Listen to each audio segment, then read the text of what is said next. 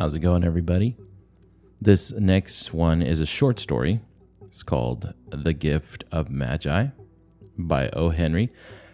See, I'm a fantasy kind of guy, so when I saw M-A-G-I, I read it, Magi. I looked it up, and one source, I think is wrong, said that word is enunciated Maggie, or what was it? Maggie, or something like that. I don't know. We're going with Magi. You guys can correct me in the comments if you want. So this is The Gift of Magi by O. Henry, and it was published December 10th, 1905. $1.87. That was all. And 60 cents of it was in pennies. Pennies saved, and two at a time, by bulldozing the grocer and the vegetable man and the butcher, until one's cheeks burned with a silent imputation of parsimony that such close dealing implied. 3 times Della counted it, $1.87, and the next day would be Christmas. There was clearly nothing left to do but flop down on the shabby little couch and howl. So Della did it, which instigates the moral reflection that life is made up of sobs, sniffles, and smiles, with sniffles predominating.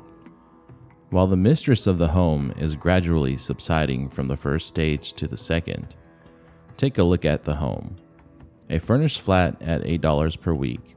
It did not exactly beggar description, but it certainly had that word of the lookout for the mendicancy squad. In the vestibule below was a letterbox, into which no letter would go, and an electrician button for which no mortal finger could coax a ring. Also appertaining thereunto was a card bearing the name Mr. James Dillingham Young. The Dillingham had been flung to the breeze during a former period of prosperity when its possessor was being paid $30 per week. Now, when the income was shrunk to $20, the letters of Dillingham looked blurred, as though they were thinking seriously of contracting to a modest and unassuming D.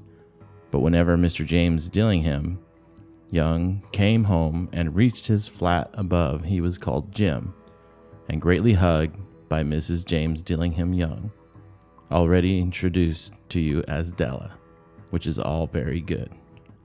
Della finished her cry and attended to her cheeks with the powdered rag. She stood by the window and looked out dully at a gray cat, walking a gray fence in a gray backyard. Tomorrow would be Christmas Day, and she had only $1.87, with which to buy Jim a present. She had been saving every penny she could for months, with this result. $20 a week doesn't go far. Expenses had been greater than she had calculated. They always are. Only $1.87 to buy a present for Jim. Her Jim. Many a happy hour she had spent planning for something nice for him. Something fine and rare and sterling. Something just a little bit near to being worthy of the honor of being owned by Jim. There was a pier glass between the windows of the room. Perhaps you have seen a pier glass in an $8 bat. A very thin and very agile person may, by observing his reflection in a rapid sequence of longitudinal strips, obtain a fairly accurate conception of his looks. Della, being slender, had mastered the art. Suddenly she whirled from the window and stood before the glass. Her eyes were shining brilliantly, but her face had lost its color within 20 seconds. Rapidly she pulled down her hair and let it fall to its full length. Now, there were 2 possessions of the James Dillingham Youngs, in which they both took a mighty pride. One was Jim's gold watch that had been his father's and his grandfather's. The other was Della's hair. Had the Queen of Sheba lived in the flat across the air shaft, Della would have let her hair hang out of the window some day to dry, just to depreciate her Majesty's jewels and gifts. Had King Solomon been the janitor, With all his treasures piled up in the basement, Jim would have pulled out his watch every time he passed just to see him pluck at his beard from envy. So now, Della's beautiful hair fell about her, rippling and shining like a cascade of brown waters. It reached below her knee and made itself almost a garment for her. And then she did it up again, nervously and quickly, when she faltered for a minute and stood still while a tear or two splashed on the worn red carpet. On went her old brown jacket. On went her old brown hat. With the whirl of skirts and with the brilliant sparkle still in her eyes, she cluttered out of the door and down the stairs to the street, where she stopped. The sign read, Sofroni, hair goods of all kinds. 1/8 up Della ran and collected herself, panting. Madame, large, too white, chilly, hardly looked the Sofroni. Will you buy my hair? Asked Della. I buy hair, said Madame. Take your hat off and let's have a sight at the looks of it. Down rippled the brown cascade. $20, said Madame, lifting the mass with a practiced hand. Give it to me quick, said Della. Oh, and the next 2 hours tripped by on rosy wings. Forget the hashed metaphor. She was ransacking the stores for Jim's present. She found it at last. It surely had been made for Jim and no one else. There was no other like it in any of the stores, and she had turned all of them inside out. It was a platinum fob chain, simple and chaste in design, properly proclaiming its value by substance alone, and not by meretricious ornamentation, as all good things should do. It was even worthy of the watch. As soon as she saw it, she knew that it must be Jim's. It was like him, quietness and value, the description applied to both. $21 they took from her for it, and she hurried home with the 78 cents. With that chain on his watch, Jim might be properly anxious about the time in any company.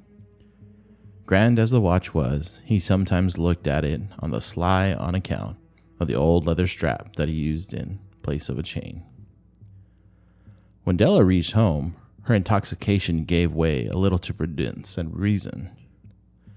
She got out of her curling irons and lightened the gas and went to work repairing the ravages made by generosity added to love, which is always a tremendous task, dear friends, a mammoth task.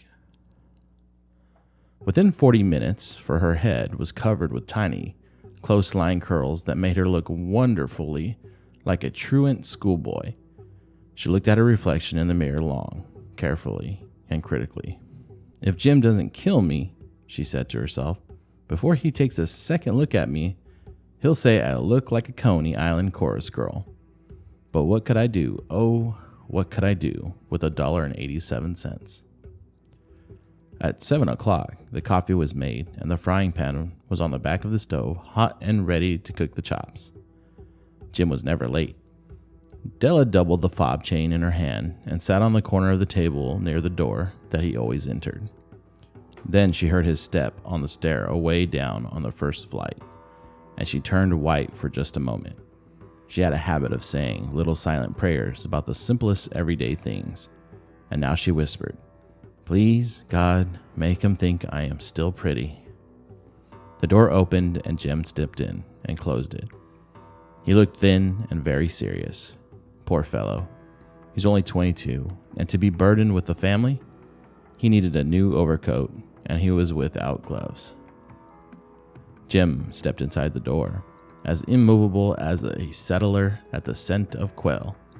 His eyes were fixed upon Della, and there was an expression in them that she could not read, and it terrified her. It was not anger, nor surprise, nor disapproval, nor horror, nor any of the sentiments that she had been prepared for. He simply stared at her fixedly, with that peculiar expression on his face.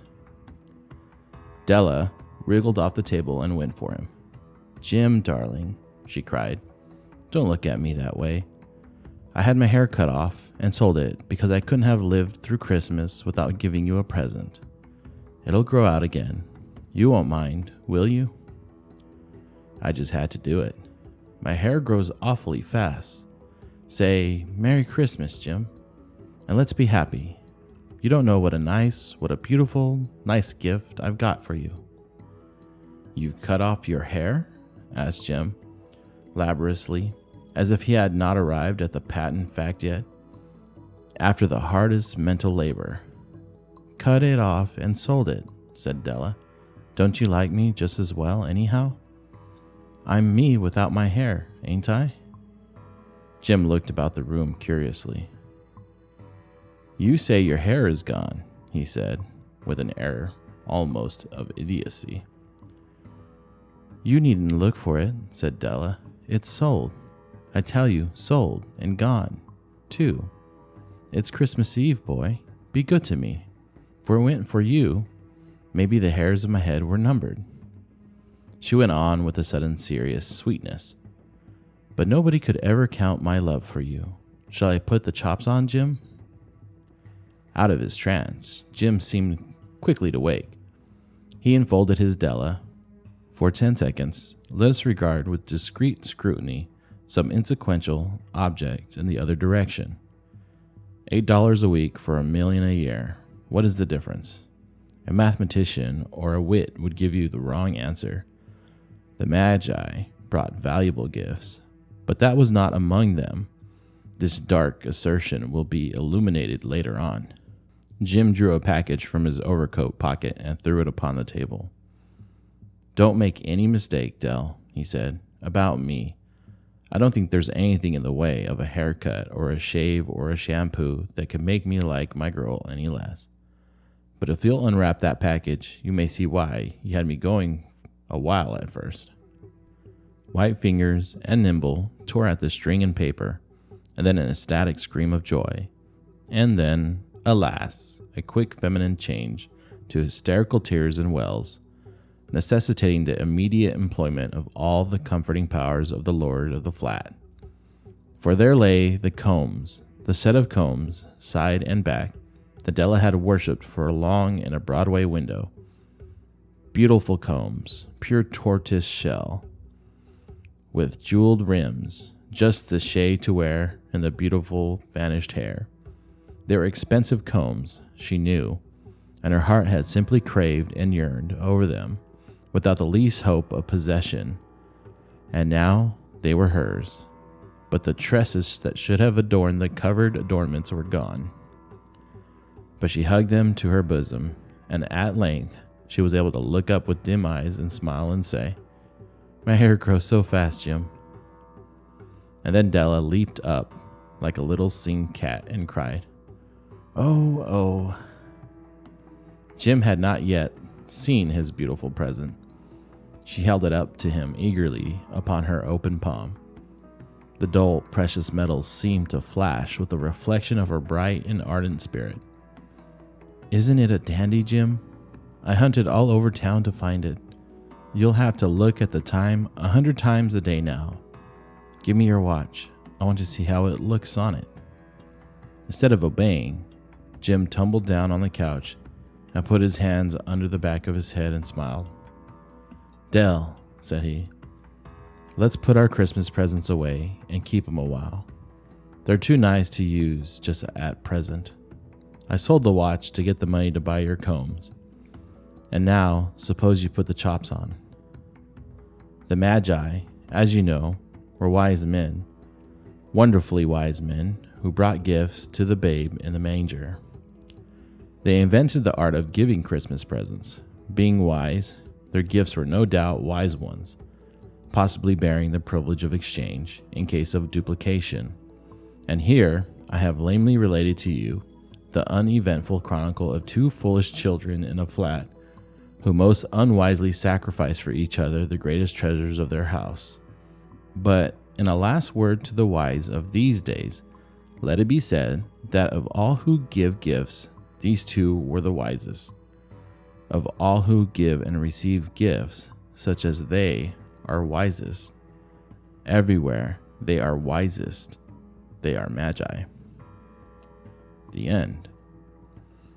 So honestly, should have saw that coming. Like I should have saw that coming, and I didn't. I didn't see that coming. That seems so obvious. I bet a lot of you guys figured that was going to happen before it happened, and I didn't see it coming until she, I think, brought the watch, like the chain out, and I was like, oh shoot, he sacrificed the watch. All right, about then. So tell me what you guys think in the comments. I didn't know. I guess this is more of a Christmas story. I didn't know that, but I'm done with it now, so no sense in saving it. Reach out to me. I'm Clouded Jester. Twitch, Twitter, Facebook, Reddit, YouTube, Instagram. If you're watching this on YouTube, we have a podcast. iTunes, Spotify, TuneIn, Google Play. Check us out. If I'm not on your podcast platform of choice, let me know.